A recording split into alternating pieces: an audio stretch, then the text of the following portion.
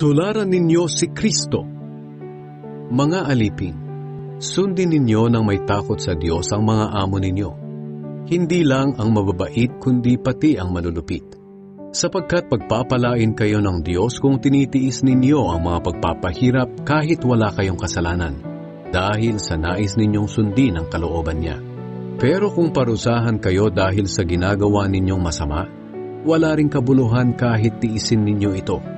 Ngunit kung pinaparusahan kayo kahit mabuti ang ginagawa ninyo at tinitiis ninyo ito, kalulugdan kayo ng Diyos.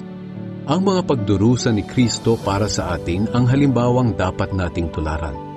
Ito ang dahilan kung bakit tayo tinawag, para tularan natin ang buhay ni Kristo.